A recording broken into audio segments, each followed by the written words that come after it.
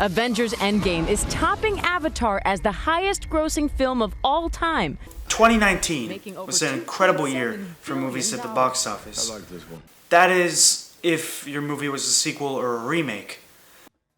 But not everyone in Hollywood is happy about this trend. The filmmakers of substance need support. Yeah.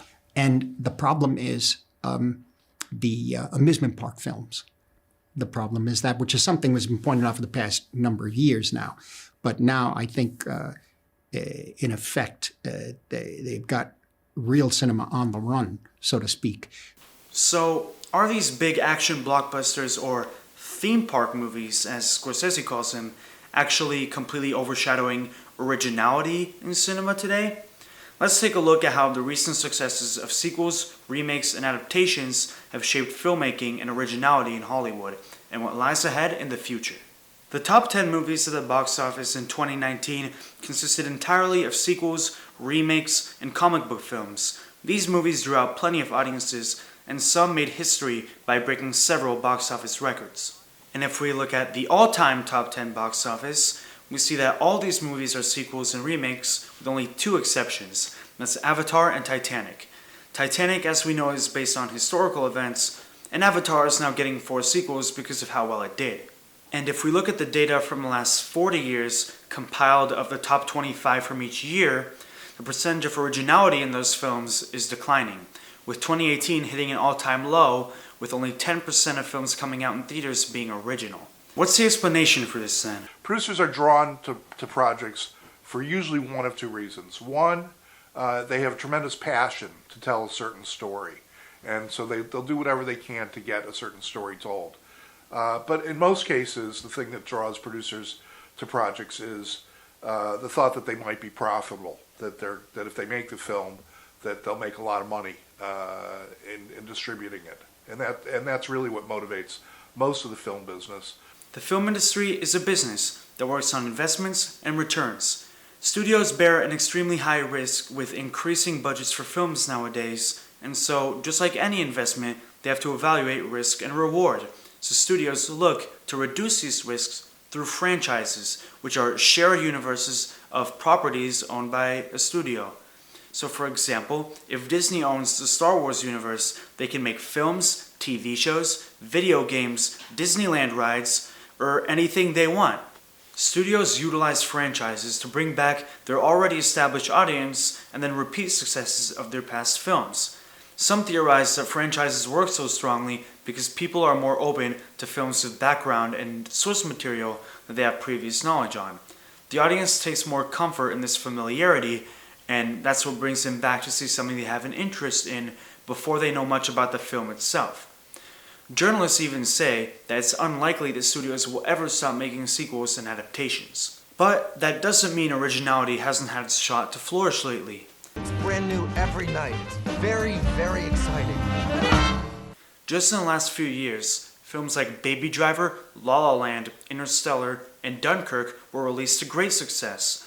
There is still a chance for original movies to get a large following if they're fortunate in the realm of critic reviews and word of mouth, even recently with Once Upon a Time in Hollywood and Knives Out. However, even with original films, studios still need a big name attached to reduce risks, like Brad Pitt, Matt Damon, or Leonardo DiCaprio. So, what is the fate of original content in theaters? Do people even want to go out to see original films? I decided to go find out for myself by going to the movie theater and asking people what really makes them want to go out to watch a movie. So I'm here at the Redwood City Movie Theater, and I'm about to talk with some people about movies.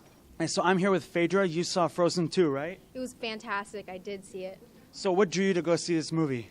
Well, my mother bought the tickets ahead of time and said, we're going on Sunday. So that's what drew me. But I did want to see it. I had seen the first Frozen about 6 years ago, and it was lovely, and I was looking forward to seeing it. All right, so I'm here with, what's your name? My name is Gokul. So what are you watching today? Ford versus Ferrari. All right, so what drew you to go watch Ford vs. Ferrari in theaters? I'm a big moviegoer, and this is just one of the big blockbusters of the Thanksgiving period for me. Like, I love Christian Bale, I love Matt Damon, and I'm a big car racing fan too. So what's your name? My name is Steve. So what are you here to watch, Steve? I'm here to see Ford versus Ferrari. Do you remember what were the last couple movies you saw in theaters? I do. I saw a Jojo Rabbit, Jojo Rabbit.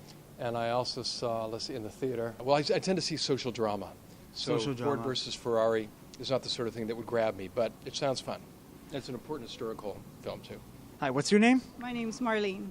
What did you just watch today? Knives Out. And what do you think? It was interesting. So what drew you to go see Knives Out in theaters? Honestly, it was the only movie I haven't seen yet. So what's your name? Farrell Miles, All right, what did you watch today? Frozen 2. And what you think? It was not as good as the first one, but still decent. So what drew you to go see Frozen 2 in theaters? I was just curious, you know. I saw the first one and I enjoyed it, and I was coaxed by some friends, so I went to go see the second one. What would you say normally draws you to go watch a movie on the big screen? That's a great question. The story, more than anything else. There are certain actors I'll go see, but typically it's the story that draws me. So would you say that in the future you'd rather go watch original films or sequels to things that you've already watched? Oh, definitely originals. I'd rather see more original movies instead of sequels. I think those are more interesting. I like new and fresh. I love indie films. Yeah, probably an original movie, but you know, I don't mind. I don't hate sequels as much as I think a lot of people hate sequels. Just it's a good movie. I'd like to be challenged. I'd like to see a different perspective on society. I'm probably more drawn to a new story, but if the original story is something I really love, like all the Star Wars stuff, and you're really old like I am, and you saw the original Star Wars as a teenager, it's fun to see how that story is evolving and how they're continuing to. That's kind of a special case, too. Most sequels don't have that kind of history. So you normally make an exception for sequels, but mostly go and try new projects? Yeah, I really love new films, new stories.